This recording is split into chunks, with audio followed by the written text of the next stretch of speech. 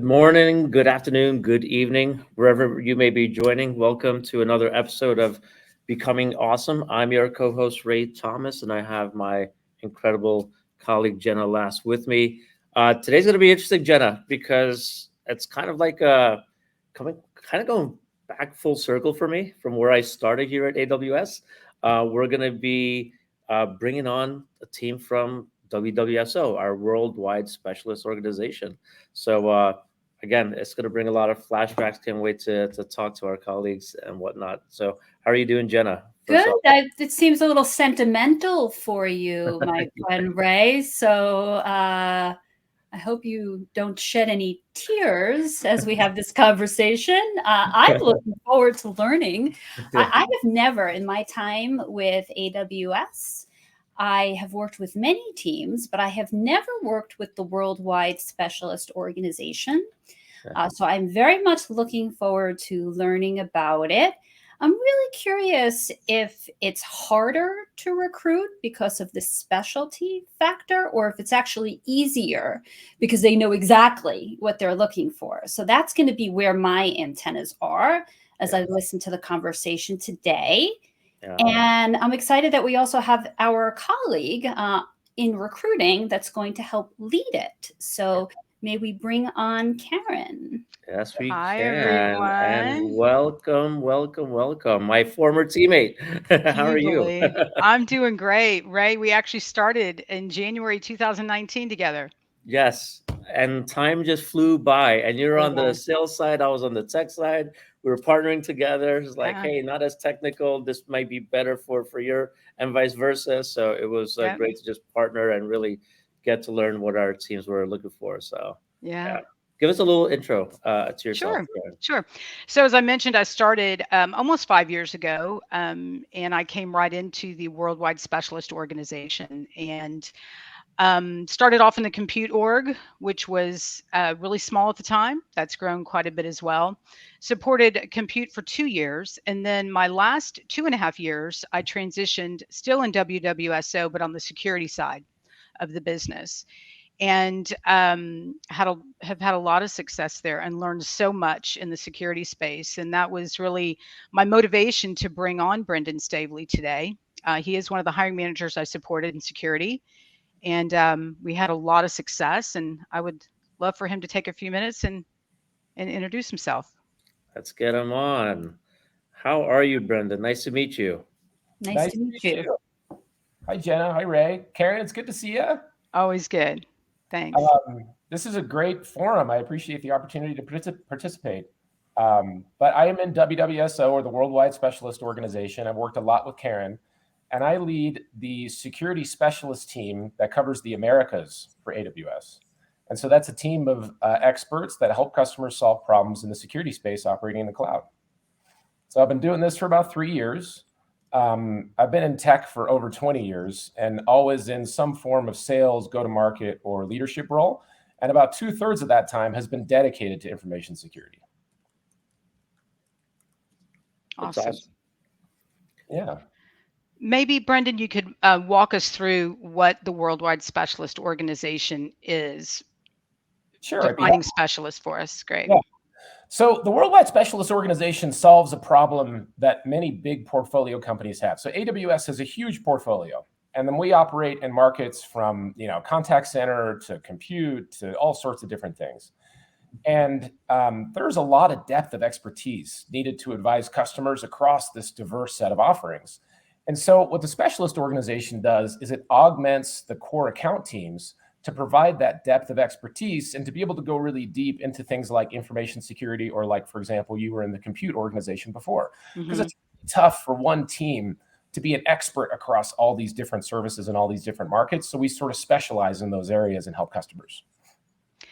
So what does that mean in terms of what you look for? Sorry, Karen. No worries. A probe? Nope. Great question. Well, it makes it easier and it does make it tougher. So what I look for in the security side is I do look for people that have a long history in the information security industry, that have that depth of expertise, that sort of show up with all the knowledge of the basics of information security.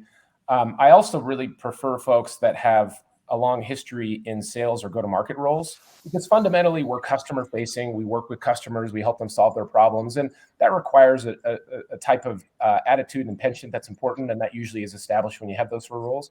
And then ideally, in a perfect world, we also look for folks that have worked either in some sort of overlay specialist function or at least a large matrixed organization, because it's a little bit of a different day-to-day as a specialist than if you're kind of an account manager that doesn't operate in a specialist environment. So those are the top three things. Now, just generally, I think for any sales or go-to-market role, I always look at like 3 buckets of capability. And that would be, first of all, IQ, secondly, EQ, and lastly, work ethic. So IQ, they just have to have aptitude to be able to understand our technology, to be able to understand customers' businesses. EQ, or emotional quotient, is the idea of being like socially proficient, being affable, being able to read the room and understand, what customers need, or kind of read body language and, all that sort of stuff. And then work ethic is to have the discipline to, consistently drive yourself, right? Because generally I prefer to be more of a hands-off manager, and I really need folks that are kind of self-motivated. Yeah, you write on your LinkedIn profile proudly about your passion for developing talent, believing in the importance of investing in people. So what sort of investments do you make in others? It just depends. I think, from a leadership perspective, you have to meet people where they are. Now, there are some people on my team who are vastly more knowledgeable than I am in the security industry. And so I can't necessarily help them. I can encourage them to continue to develop themselves, but I can't necessarily help them in that area, right? There are some people that are more earlier in career and they need more guidance in terms of more sort of fundamentals. But I think it's sort of, you almost have to create a unique development plan for every individual, depending on where they are and where they want to go, right?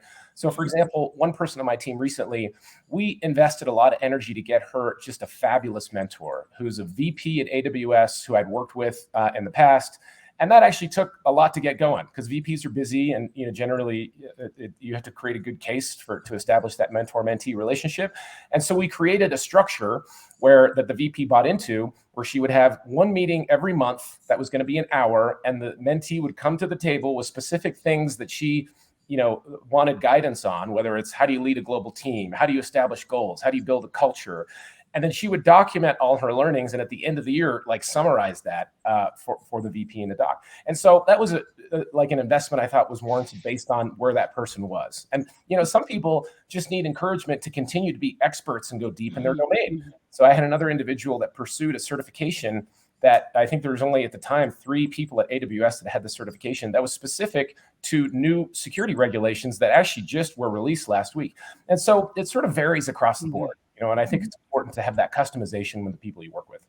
So in your opinion, does one start as a generalist and then become a specialist because they become passionate about a certain area? Or is a generalist somebody who has many areas of specialty?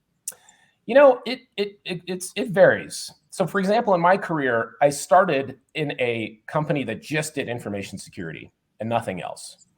And so there wasn't really a need for a specialist function because they had a narrow portfolio. And then I migrate, as I come to AWS, we have these huge portfolios. And so people with my expertise was necessary to help on the security side.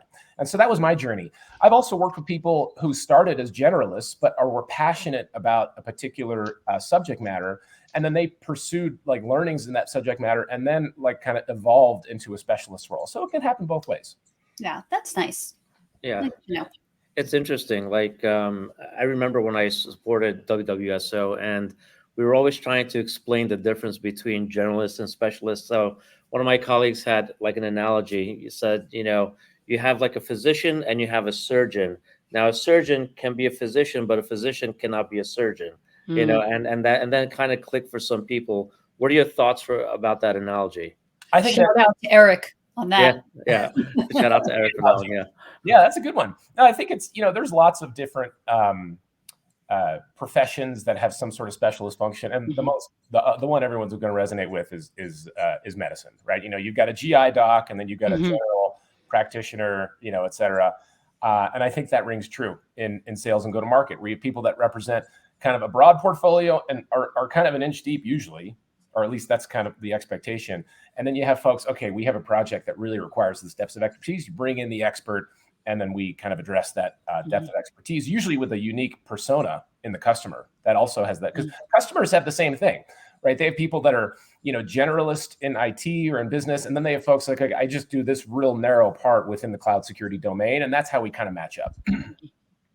I was curious too, Brendan, again, around the specialist role. At what point does the specialist team become engaged? Because you've got the salesperson, you've got the solutions architect. When does a specialist become engaged in the cycle? Yeah, so there's a couple different answers there. So there are certain customers where we kind of maintain a persistent engagement based on the nature of what transformation they're going through. We'll kind of stick with them, pretty much indefinitely. They tend to be large, more sophisticated customers that, kind of consistently need that specialist depth of expertise. Then it's when the account team needs our help, right? Where they might say, hey, I'm working with a customer that maybe doesn't need a specialist engagement like persistently, but based on a particular project they're working on, or based on a particular problem we're trying to solve, or maybe there's sort of, new leadership in the customer that want to sort through a strategy, then it's kind of opportunistic based on the account team. I would think that also it might be hard for a specialist to insert themselves, right? Because salespeople tend to be territorial, or, architects want to build. So do you ever run into that conflict internally when a specialist becomes engaged? Very infrequently. It's very uncommon. Interesting. Yeah. Okay. Well, I think one of the reasons I like people who have worked in large matrix organizations is that the idea of kind of like the lone wolf, do it yourself, do it all yourself. I mean, that sort of is a little jaded, and it's just not as common. And when you work in a big environment, because you have to work well with people, right? I mean, it's just the bottom line. And so for the most part, I mean, I can't even think like in this calendar year of one example where we had like resistance. Usually the account teams are happy to bring us in, right? It's right. Like, it cost them anything, and we're extra resources that are helping deliver a great customer experience, usually solving problems that they struggle to solve themselves. We take a lot of that heavy lifting off their plate, and so for the most part, it's been very, very positive. So I got a question to follow up. Given what you just mentioned as far as what doesn't work for your team, right? Like the lone wolf mentality is not ideal. And Karen, you've had a lot of success with Brendan, on a major strategic initiative, right? What was that success factor? Like what was the ideal profile that you were looking for that just kind of nailed it for your team? Yeah, I think it was those key attributes, right? So broadly IQ, EQ, work ethic, but then specific to this team, it's depth of security knowledge, because it's tough to learn the security industry. Like if you don't have a lot of background in the security industry, it's really difficult to establish that quickly. So that's important. Working in a large matrix org, so they've kind of had the experience. So there isn't that lone wolf attitude. They've had the experience of playing well in the sandbox and having a multifaceted account team that's going to have people kind of come in and out, and then the sales and go-to-market experience, because everybody's customer facing, and that is a talent where the first time you do it, a lot of times you make a lot of mistakes, right? And we want to deliver a great customer experience and maintain that high bar, so we think that's important too. But going back to like the depth and security, right? Like, give us an example of what their background would look like. Were they selling security products? Were they actually technical? Was there a mix, or what did that look like? Yeah, I mean, experience in the security industry. Security is a great and big booming industry, right? There's a lot of great players. Many of them are AWS partners. So having some experience in those roles, they can be technical. That's certainly helpful. We have complicated services that are sometimes difficult to learn. Although that's not like a mandate, I think everything else equal, I would certainly prefer that. But usually a role as either a specialist function or a sales or go-to-market function in a security specific company, or in a big portfolio company that has that security specialty similar to WWSO security. So do you have a use case or some example that you can share around a go-to-market that is publicly referenceable? Yeah. So for example, last year, I was really proud of the team. We had a new service that was released, AWS Network Firewall. That market, it has a lot of great companies. And again, many of them are AWS partners that we love to work with. And we were trying to figure out what's the use case where we can really add substantive customer value and do so quickly. And so the team kind of rallied around a use case which is specific to east-west filtering of traffic and then egress filtering of traffic. And the way we have the service deployed is just a much more elegant, like nice way to do that. And that was developed by the team And we discovered it in working with customers, saying, hey, this is a slam dunk. We promoted it, and then we really drove it out to the market. And that now is the most common use case of the service. Wow. Yeah. Just one question that came in through the chat. Like, are there any trainable skills in security? Absolutely. I mean, there's no doubt about it. I mean, I think when we want people that when they like join the team don't have to learn all that right away. Like we want them to come with some expertise in security. But there's lots of trainable skills in security. So on the technical side, you know, I don't think I can do it justice in the time we have here. I mean, there's tons of training to learn about particular products, learn about particular types of roles, whether it's threat hunting or incident response or, you know, threat monitoring and things like that. On the go-to-market side, yeah, I mean, there's the go-to-market piece that's sort of transferable, whether you're talking about security or other type of businesses and go-to-market, as well as just having that depth of knowledge of the industry. And there's certifications that you can pursue. There's, you know, and LinkedIn has a whole bunch of communities that are very popular for security, and there's a lot of learning that you can do yourself. And Brendan, this as a specialist, there's a lot of partnerships internally, right? So if we need somebody or a customer needs some technical depth, there's an SA partner or counterpart for the specialist, correct? So there's all those internal resources as well. Yeah. So the account team is has a lot going on, right? So there's the account manager, there's the account SA. You need those depending on the nature of the customer. You've got customer success, you've got the technical account manager, and then you have the whole specialist org. And so all the folks on my team have technical counterparts, and they divide up the portfolio in terms of areas of depth.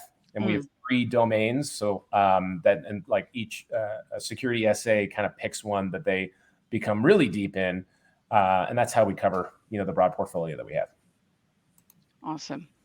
I was going to share too, Ray, to reference one of your comments earlier. It's interesting for this role, how titles don't really stand out when we're looking for talent, right? I mean, it can be a go-to-market person. It could be an account manager, a salesperson, even an outbound product manager, right? So it's interesting the diversity of titles that we found. Wouldn't you agree, Brendan? Yeah, absolutely. Yeah, there's a lot of titles that work. And we've had some people that have been successful that had kind of senior leadership roles, right? Like VPs or what have you that, you know, just were passionate about this opportunity. So yeah, there's quite a few. Yeah. I had a really interesting question that just came up as well. You know, given everything around AI today, you know, what are your thoughts on this question? How big of a threat is AI to the security operations? What's AI? I haven't heard that. Application interface. I think it's a glass half empty, glass half full way to look at that. I mean, obviously AI is going to have a hugely impactful consequences across not just security, but, you know, virtually every knowledge worker domain.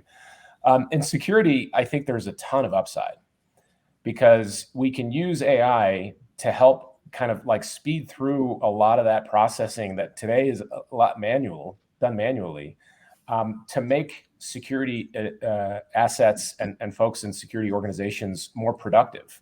I mean, there's still negative unemployment in security. So there's more jobs in tech security than there are people to fill those jobs. Wow. And, you know, there isn't a CISO out there that isn't like looking for talent, right? A CISO is a chief information security officer. That is a role in a company. And so I think that leveraging AI, and we're doing a lot of that work at AWS to make security teams more productive and more efficient is really the upside there. And I'm more excited about that than I am concerned about, you know, it taking away jobs. Yeah, Brendan, you know, you're looking at security in the cloud, and you look at some of these organizations that have very sensitive customer data, right? And they're all kind of afraid of going to the cloud in the first place because of the security aspect of it. You know, looking back at the pushbacks customers might have given, say, 5 or 6, 7, 8 years ago versus now, what are you seeing? You know, it's an interesting question. So I love having spirited arguments that I think AWS is much easier to secure than a non-cloud deployment. And there's a couple of reasons for that. First of all, we take care of a lot of the security ourselves, and customers don't have to worry about it. We call that security of the cloud, right? So whether it's the physical security of the data centers themselves, and depending on the services used, sometimes we go way up the stack and kind of manage that. And we're very proud of our track record along those lines. So some of the problems done already. Day one, you don't have to do a thing, right? And whether you're trying to establish compliance or whether you're just trying to operate responsibly in the cloud, I think we solve a good chunk of that problem. Now, the other part, customers do need to make sure their deployments are secure. We have tons of services. That's the team that the services that my team represents that are sort of like built in natively, that are really easy to turn on and use, that kind of like make it easier than if you were trying to do that all on-prem, where you'd have to sort of spin up a server or whatever. And so we kind of serve that up kind of easily for customers, and we're proud of the experience that we deliver to them. You know, there's always room for improvement, but still we have that like deep portfolio that customers can leverage. And then for any gaps that need to be closed, whether it's specific use cases or controls that we don't offer natively, we have arguably the biggest partner community in tech that is all like happy to work with AWS, whether it's off the marketplace or not. And like you virtually, there's almost nothing you can't leverage in AWS that you can leverage on-prem. So I think we make that a lot easier. And security is consistently one of the top concerns of executives, usually listed in the top 3 for CIOs and even board level concern. And so the fact that we kind of close the gap there for customers and make it easier for them to address that issue, I think is a big part of the reason that we've been successful. Awesome. Well, thank you for sharing that. And well, I want to say, because I was the LinkedIn stalker of the series, I think, and I really warmed my heart when I read your story about being on vacation in Hawaii and and you come into the room and you're all happy and your wife asks you, what are you doing? And you gleefully shared, I'm working. So it's really nice to see your passion come out and the validity in that emotion that you share. So thank you. But it's not all about work. So please tell us a little bit about you personally. What do you like doing? Well, I like outdoors. As you can see behind me, I'm actually in Lake Tahoe right now at a vacation home. So I spent a lot of time out here with my family, who's looking at me right now. And I have a 9-year-old, so spent a lot of time with him, play a lot of baseball, do a lot of sports and things like that. And so that's a little bit about me. You know, that story is interesting, the Hawaii one. I mean, we love vacationing in Hawaii, but sometimes it's tough, you know, especially in a sales function. You know, if customers need something, you got to be there. And a lot of people, you know, that can be something that people don't like, right? Oh man, I can't, I have to work. But in that particular case, I was so thrilled because it was a phone call I had with a customer. I was on the lanai of our hotel, and it was just a positive call. The customer was really happy we were able to solve their problem. And it just made me realize, man, this is a great career. And I just really love what I do. And I think it was like the late 90s, maybe early 2000, when I went on my first ride along with a field sales rep. And I just thought, oh my God, this is the job I want. I mean, they get to go meet people, like, you know, have conversations with folks, get to know customers, solve customer problems. It was a match made in heaven, and I'm never turning back. Yeah, I agree with that. Awesome. You know, when it comes to recruiting, I would never pause somebody's process or not make them an offer because I am on vacation. So that offer is coming with me on vacation so I can share it. And I have memories of some really strange places that I've made offers to people with joy. So I understand. So I got a question for you. Are you on vacation right now? No, I'm working from here. We come up here a lot because there's a family home up here. So no. Stunning view. I wish I could stargaze with that telescope. Yeah. I knew Jenna would fall in love the minute you The telescope. came on. We're like, yeah, I see woods in the back. Yeah. You know, that's all Jenna for sure. I feel it seems familiar to me, like I've seen this on HGTV. Yes. Oh, there you go. There's the golf course is right there. So Amazing. Awesome. Now you like something I have a fear of. Yeah, in our internal phone tool, as we call it, our digital Rolodex, sharks. I am deathly afraid of sharks, but I'm a huge avid saltwater fisherman. Why are you fascinated with sharks? I think I met the team of the Sharks, the San Jose. Oh, okay. I'm sorry. All right. I love that. It does read giant sharks, not giant sharks.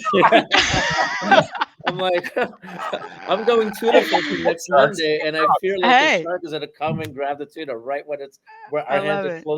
close to boating it. You know, so So, Brendan, how do you feel about sharks? I think they're great. Yeah, my son is like really into biology, and so he was teaching me about the difference between whale sharks and great white sharks. And, Uh-oh. you know, all sorts of different sharks. What's the white? I'm forgetting all of them. But yeah, I think they're great. Yeah, cool animals. Cool. well, Awesome. you like to be on the beach as it says, right? And I'm Yeah. looking at all the crazy, and I share this with my friends. I'm like, so many sharks that's coming up right up to the beach. Like there's so many viral videos up here in the Wow. Northeast and in Florida Yeah.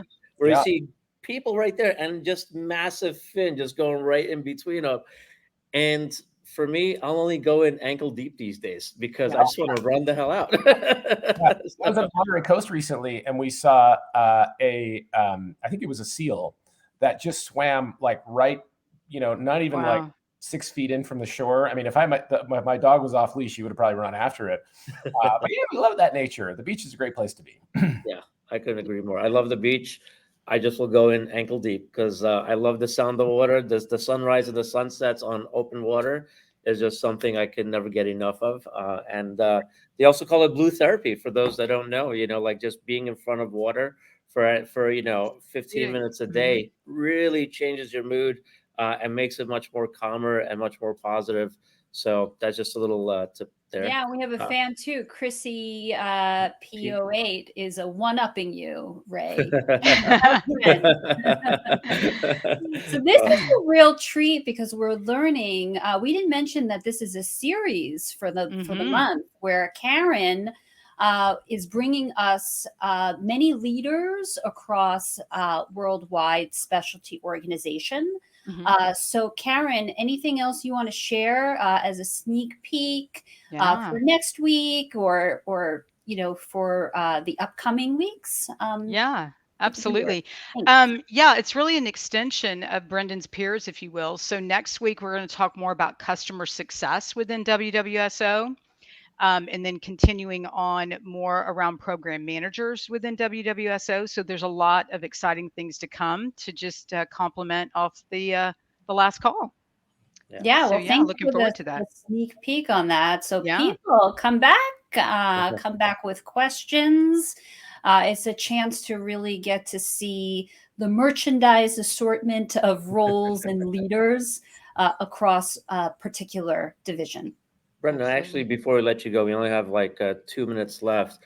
What advice would you give to someone that maybe recently graduated and they're thinking about getting into security because they know security will always be important, one of the key things? What should they focus on? So a couple things. I think when you first graduate, I think it's important to have a high risk tolerance because later in your career you get less tolerant to risk. So take chances. Do something that may not work out and be okay with it not working out. For security specifically, I guess it depends on what area of the industry that you wanted to go into. But security is definitely one of those industries where you have to be a lifelong learner. Like if it's completely different now than it was when I got in the industry 20 years. That's like not even recognizable, right? And that's not, some industries aren't like that. So as long as you are comfortable, then I would start to lifelong learn and just kind of invest in, understanding technologies, understanding the roles, understanding kind of the adversaries that, all the security professionals kind of compete against. And it's a great industry. It's a lot of fun. It's dynamic. I feel like we're the good guys, like protecting the way things should be against the bad guys who are trying to exploit issues. And so I would just begin that learning and make sure you're passionate about it. Because if you pick security, you're going to be doing that your whole career. I love that you just set up people's expectations with the reality of it all, right? So I really, really appreciate that. So we're pretty much at time. So I want to thank you, Brendan. Really love getting to know you and everything that you shared about WWSO and your organization as well. Karen, great seeing you great. And helping Thanks, lead everyone. this. And Jenna with the incredible, thoughtful questions as usual. Yeah. So we'll see you next week. And then thank you again. We'll talk to you guys. Thanks, Brendan. Soon. Thanks, Take care, everyone. Bye. Bye-bye.